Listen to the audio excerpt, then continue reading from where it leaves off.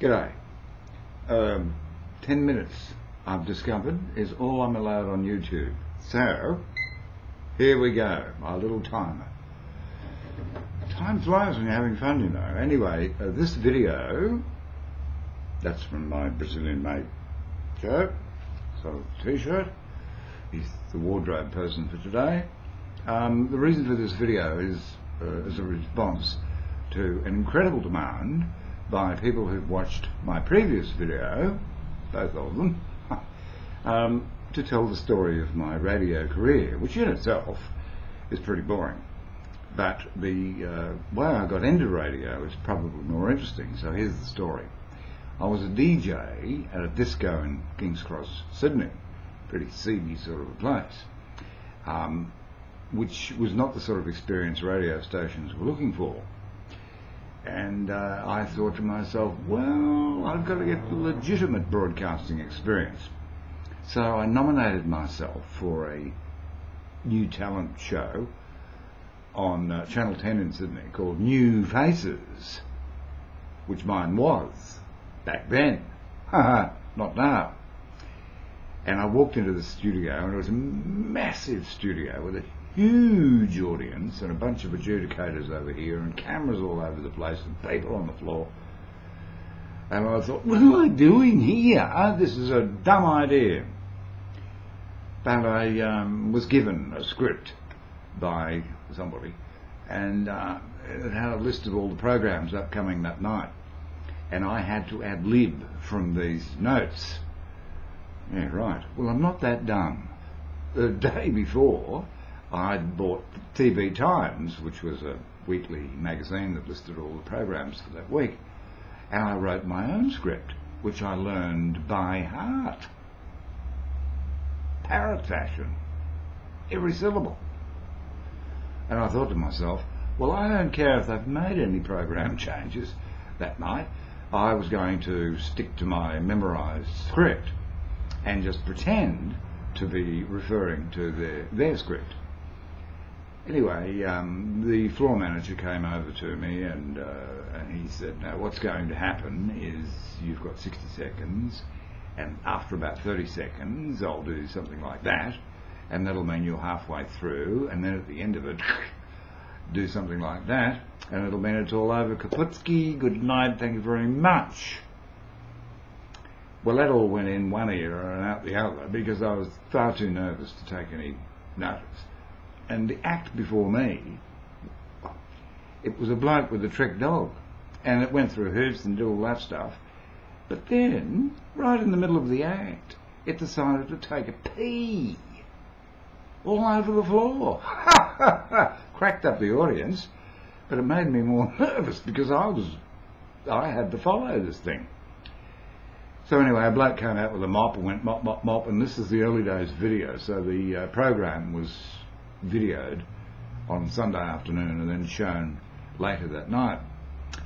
So they got it all organised, and they put a stool in the middle, and there's me in the middle of this huge place, you know, with all these people, and everything went quiet. Not a sound anywhere. The audience was quiet, the adjudicators were quiet, the announcer was quiet, the cameraman and everything were all quiet except me. And the red light came on the camera, and that was my cue to go. So away I went, and I just spewed out this memorised script that I'd written the night before. And everything was going very well until it seemed like an eternity. I mean, just an eternity, because I'm the only one animated in the whole place. And then I saw this signal out of my peripheral vision, and I thought it was the wind-up. So I stopped, and there was this long pregnant pause, and the adjudicator said to me, Gary, is there anything wrong? And I said, help me. And he said, no, you're only halfway through, you've got to keep going. Well, I'd lost the plot, I'd lost the thread. I couldn't remember where I left off, and I couldn't remember where to pick up. And then there was another pregnant pause, and fortunately the adjudicator said to me, how long have I got? 5 minutes. The adjudicator said to me, it's all right, Gary, we've heard enough. which I didn't think was a very good omen. But as it turned out, he congratulated me and he said, yes, you've got a great voice for radio, Gary, you should make it a career. Bob's your uncle, thank you very much, and congratulations. And the audience stood up and standing ovation and whistles, and well, not quite, but they were appreciative, which I managed to say without buggering that up. So at the end of that, I went to the director and I said, well, they all thought I was pretty flash, so what about a job here at Channel 10 on television? And he arranged an audition a couple of weeks later, and I went in, and although it's not terribly apparent now, back in those days, I was 24, and I looked about 17. So there I am, reading the news, and looking like a child. So that got the flick. But he offered me a job as a booth announcer on The Marriage Game with Malcolm Searle. Malcolm was there congratulating the contestants, and he threw to me to describe their prize, which was a Noritake dinner set, and I pronounced it Noritake, which went over like a lead balloon. But they didn't fire me.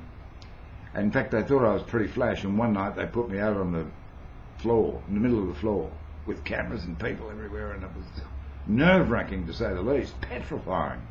I mean, I preferred the booth where I was hidden away. But anyway, that led to legitimate broadcasting experience, which then allowed me to apply for a job at a place called Young, a little town in New South Wales, very famous for its cherries. And if I'd known then what I know now, it could have been a different story, but I was very naive. And the boss, well, I arrived in town, I was booked in at the Royal Hotel, which I thought, well, the Royal? And I expected this throng of media people out front, you know, with cameras and notepads and all that. But that didn't happen. No, nothing like that at all. And the next morning I turned up at the radio station, 2 minutes, and introduced myself to the boss, and the boss said, Gary, don't get carried away, because you were the best of a very bad bunch of applicants. And my ego, of course, like a flat tire. And I've never had that ego problem, ever. In fact, I was never career-minded.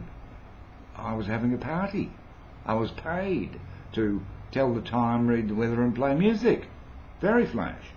So anyway, that's how I got into radio. Thank you very much for watching and listening. And now it's time to press stop.